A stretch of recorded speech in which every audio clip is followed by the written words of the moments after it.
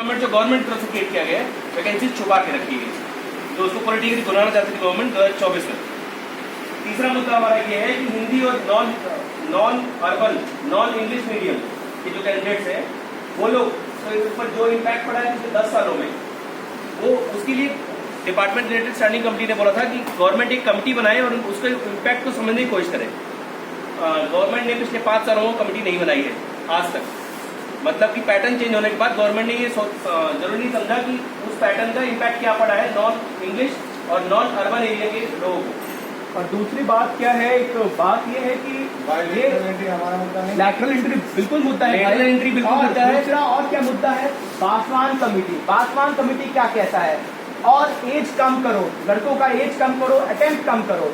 मोदी जी अगर ये चुनाव जीतते हैं शायद इस चीज को लागू करेंगे। वो अभी चुनावी साल है, अगर हम अभी आवाज नहीं उठाएंगे तो शायद हो सकता है भविष्य में पासवान कमेटी की रिपोर्ट भी रिकमेंड हो जाए उसमें, और ये हम सब लोगों के लिए डेथ नेल होगा कि अगर पासवान कमेटी की रिपोर्ट लागू हो जाती है। एक तो अनएम्प्लॉयमेंट चरम पे, उस पर कोविड की मार, कहाँ छात्र कहाँ जाए। आप इस लाइब्रेरी में पढ़ने के लिए इसलिए नहीं आते हैं कि आप पकौड़ा बेचेंगे। सरकार का ये कहना है कि पकौड़ा बेचना भी अपने आप में एम्प्लॉयमेंट है। नहीं है साहब, हम अपने लिए एक चाहते हैं, हम सुकून की जिंदगी जिए, हम अपने सम्मानजनक जिंदगी जीना चाहते हैं। ये हमने, हमारे पिताजी ने, हमारे घर वालों ने ये सपना नहीं देखा कि हम एंटरप्रेन्योरशिप के नाम पर पकौड़ा बेचे और उसको भी आप एम्प्लॉयमेंट सृजन का नाम देते हैं। नहीं साहब, ये बात नहीं है। हम यहाँ IAS बनने आए, हम यहाँ IAS अधिकारी बनने आए हैं, हम वही बन के जाएंगे। लेकिन आप अगर उस अपॉर्चुनिटीज में कमी करेंगे तो छात्र जाए तो जाए कहाँ। आवाज उठाने के खिलाफ कोई और रास्ता नहीं बचता है हम लोगों के खिलाफ। बहुत कह सुन लिया, श्री राम जी भी 7 दिन बैठे रहते हैं सिंधु किनारे, लेकिन जब बात नहीं मानते उनको भी अपनी तीर निकालनी होती है। तो वही बात है, बहुत मान मनोमत कर लिया हम लोगों ने, प्रेयर कर लिया, पिटिशन कर लिया प्रोटेस्ट की बात। इस बार मैं रिटर्न करना चाहूँगा, 1.5 महीने पहले हम लोग आए थे बच्चे यहाँ पे, पहले एक रजिस्टर और एक फॉर्म लेके आए थे। कुछ लोग अगर याद कर पा रहे हो, मैं उन लोग से जानना चाहूँगा जिन्होंने फॉर्म भरा था। अपना एक बार हाथ उठाएंगे आप लोग प्लीज। 1.5 महीने पहले हम लोग किसी इशू पे लेके आए थे, तो हम लोगों ने एक रजिस्टर और एक फॉर्म भरवाया था।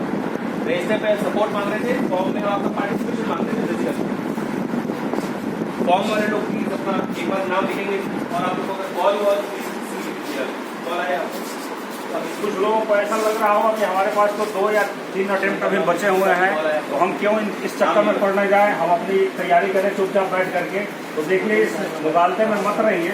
यदि लोग आपसे पहले किसी के साथ रिलेशनशिप हो रहा है तो आपकी भी बारी एक दिन आएगी। अगर 2-3 अटेम्प्ट आपके निकल गए, आपका प्रीलिम्स भी क्वालिफाई नहीं हो पा रहा है, तो आपके पास एक बहुत अच्छा अपॉर्चुनिटी है कि आप हमारे साथ आइए। 2 एक्स्ट्रा अटेम्प्ट हम आपको दिलवाएंगे, ताकि हिंदी मीडियम में अगर आपके पास अटेम्प्ट ज़्यादा होंगे तो हो सकता है लड़खड़ाते आप इंडियन मुकाम पर पहुँच जाए। हिंदी मीडियम का रिजल्ट है, आप देख लीजिए, 300-350 फॉर्म के बाद कोई एक आध हिंदी मीडियम का दिख जाए तो दिख जाए। तो ऐसे में तो IAS और IPS का सपना तो आप भूल ही जाइए कि IAS IPS आपको मिलेगा। ऊपर से 2017 के बाद CSET के पेपर को इतना टफ किया जा रहा है कि हिंदी मीडियम के लोग मतलब दूरबीन लगाने के बाद नहीं मिल रहे हैं प्रीलिम्स में। प्रीलिम्स में ही आप फेल हो जा रहे हैं तो फाइनल में आप कहाँ से होंगे। और ये जितनी भी बातें हम बोल रहे हैं ये सब संसदीय समिति की रिपोर्ट में है। आप लोग UPSC के छात्र हैं, जागरूक जनता है, तो केवल आपका ये दायित्व तो नहीं है कि आप केवल किताबी बातें करें और किताब में उलझे रहें। कुछ रिपोर्ट आपको पढ़ना चाहिए। आप गूगल में जाइए, सर्च करिए, राज्यसभा की जो समिति है DOPT से रिलेटेड, उसकी जो 112वीं रिपोर्ट है, उस रिपोर्ट को आप लोग पढ़िए कि उसमें क्या क्या रिकमेंडेशन किया गया है। हम लोग चाह रहे हैं कि ये इन सारी बातों को हम एक शामिल करके और सरकार के सामने रखें प्रोटेस्ट के माध्यम से, और सरकार उन सबको लागू करे। समिति कहती है कि 2010 के बाद जो सिलेबस चेंज हुआ है, इससे अलग अलग भाषा के लोगों पर क्या प्रभाव पड़ रहा है, अर्बन लोगों पर क्या, ये जो ग्रामीण पृष्ठभूमि के लोग हैं उन पर क्या प्रभाव पड़ रहा है, इसका आकलन करने के लिए सरकार एक एक्सपर्ट कमेटी बनाए, लेकिन सरकार नहीं बना रही है। तो इन सारे मुद्दों को हम शामिल कर रहे हैं।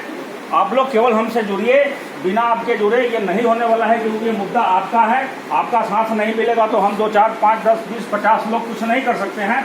हम केवल इनिशिएटिव ले रहे हैं। हम भी आपकी तरह छात्र हैं, हमें भी UPSC का मेंस लिखना है, हमें भी UPPCS लिखना है, लेकिन हम लोग आपके भी चाहें कि आपका साथ मिले तो हमको UPSC में 2 और अटेम्प्ट मिल जाएंगे, आयु सीमा में छूट मिलेगी, तो कोरोना से जो नुकसान हुआ है उसकी भरपाई हो सकेगी। CSET का जो आंदोलन हुआ था 2014 में, तो क्या उससे जो फायदा मिला वो सबको नहीं मिला? सबको मिला, आज तक मिल रहा है ना। तो एक बार आप लोग जुड़िए, आपका यदि 4 अटेम्प्ट बचा है, 2 और मिल जाएगा तो 6 हो जाएंगे, क्या हानि है इसमें। तो आप और थोड़ा इत्मीनान से तैयारी करेंगे कि चलो मेरे पास 6 है, 2 में नहीं होगा, 3 में नहीं होगा, चौथा में तो हो ही जाएगा। तो आप लोग प्लीज जुड़िए, दोनों हाथ जोड़ के आप लोगों से निवेदन है कि जुड़िए और इस मुहिम को सफल बनाइए। Thank you.